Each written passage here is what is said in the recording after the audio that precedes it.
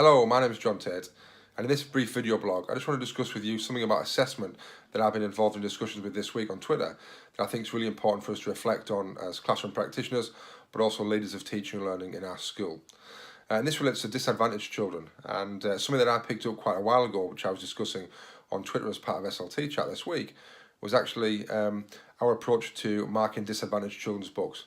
And something that I discussed was that I picked up a while ago from another member of staff, was that actually why don't we as teachers start to mark our disadvantaged students' books first? So potentially you might have a little sticker on the back of a Pupil Premium Kids book to identify that, and you mark those books first. And the idea there being that you probably as a teacher, if you've got lots and lots of books to mark, you might be marking 30, 40, 50 books on an evening.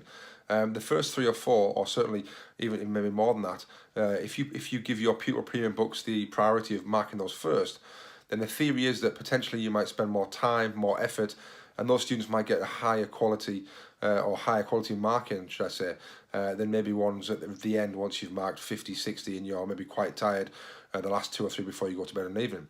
So that's something to think about is, do you do that already? Is it something you might want to do? And then actually, as I was discussing that on Twitter, I had some very interesting comments coming back, and lots of schools and people saying, yes, we do that already, it really works. We're also doing that for boys as well, as a boys strategy. And again, this strategy doesn't cost you any money. It's just prioritising of that. So it was quite interesting. But then something really key came back, and I think this is great for us to think about in terms of how we apply these little tweaks. Somebody mentioned to me that actually they tried that, but the teachers came back and said, actually, the first 3 or 4 books aren't necessarily the best marked books. They might have a bit of time and more energy because they're their first ones, but actually by that time we're not really into picking up the common threads and errors across a range of books. So actually they might not be the best marked books. And again, this is not me telling you the best way to do it or this is the way you should do it, but actually just for you to reflect on, actually, have I got a strategy of how I mark my books, or do I just pick them up in any order?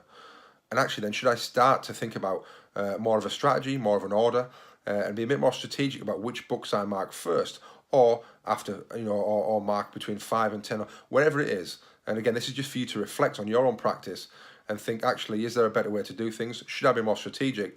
And should I be starting to think a little bit closer about those tweaks of how and when I mark my books and which books I want to mark in which order? If you've got any questions, or anyway, certainly if you've got anything you'd like to add to that, feel free, drop it. Drop it as a comment below. It'd be great to see what people are doing, if you are having those tweaks, if it's working for you, or if you've got other things that certainly work for that. Okay, good luck.